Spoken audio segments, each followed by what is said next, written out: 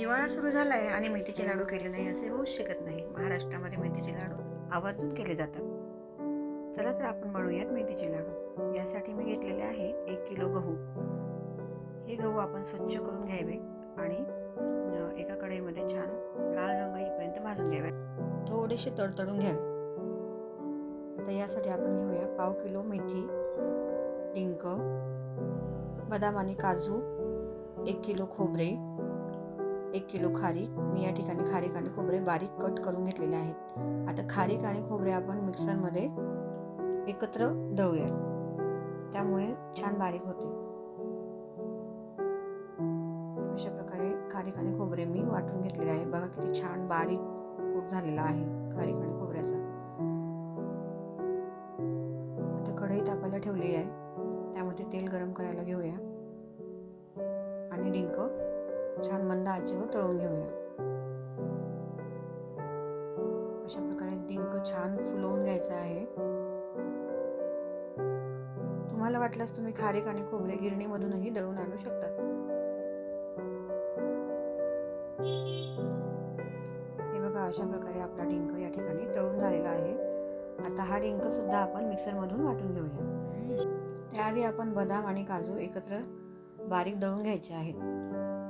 हे बघा, अशा प्रकारे आपण वाटले आणि त्याच भांड्यामध्ये आपण डिंक वाटून घेऊया. अशा प्रकारे डिंकाची छान पेस्ट बनवून घ्यायची आहे. आता आपण या ठिकाणी गव्हाचे पीठ घेऊया. त्यानंतर त्यामध्ये मेथीचे पीठ टाकून घ्यायचे.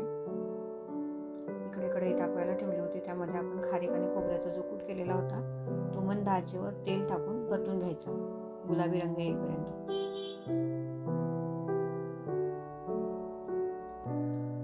काजू आणि बदामाची पेस्ट आपण या ठिकाणी पिठामध्ये घालून घेऊया आणि खारीक आणि खोबरे आपण आता भाजून घेतले ते पण यामध्ये टाकून घेऊया. आता या ठिकाणी मी 1 लिटर तेल तापायला ठेवलेले होते, त्यामध्ये 2 किलो गूळ आपण वितळून घ्यायचा आहे.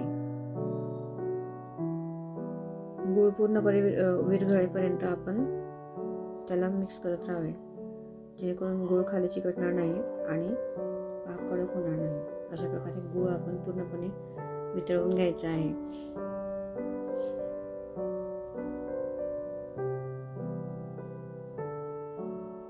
डिंक पण आपण या ठिकाणी टाकलेलं आहे आणि आता आपण हे सर्व साहित्य एकत्र हाताने मिक्स करून घेऊया.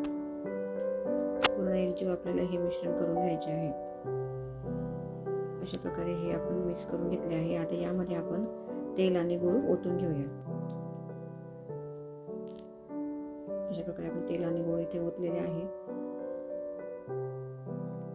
गरम असल्यामुळे आपण याला चमचाने हलवून घेऊया.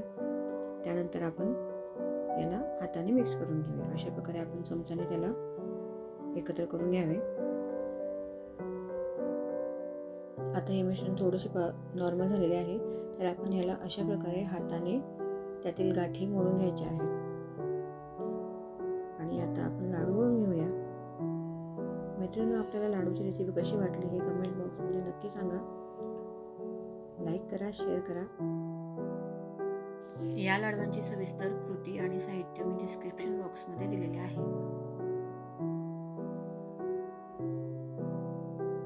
अशाच प्रकारच्या विविध पारंपरिक आणि नवीन रेसिपीज बघण्यासाठी चॅनलला सबस्क्राईब करा. धन्यवाद.